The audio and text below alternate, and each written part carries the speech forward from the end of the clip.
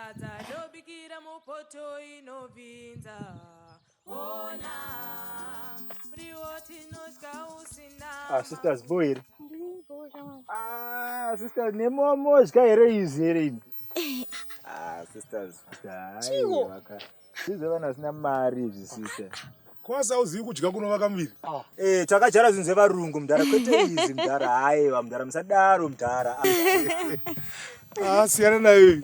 Makadini. Tiripo wakati mwanangu. Tiripo. Kuenda kuJoni kwakamukanganisa musoro. Ndiri kubva kwana tete maiketo. Tanga tandonogaisa mapfunde. Saka vazondipawo upfu, madora nemfushwa. Mwanangu.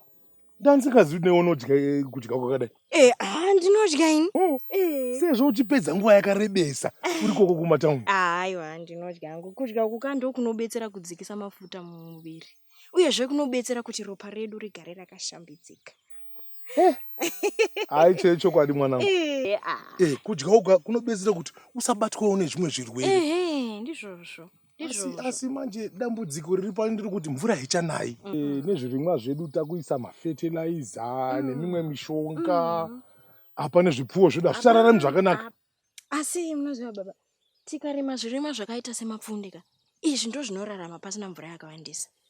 Ende futi izvozvo takazvidzidziswa nevesepo. Ndazozvoda kuti une njere. Handika. Dai mukakurudzira vezero renyu kuti vadye kudya kunovaka muviri.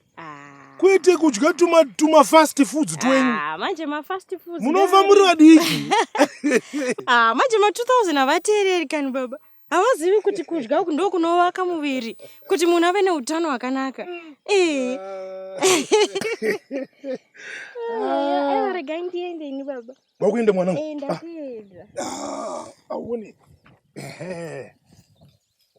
Wachikokwasa vamwe kumba uko. Handitika. Motofamba zvakanaka. Izvozvo baba. Oi. Wakomanda.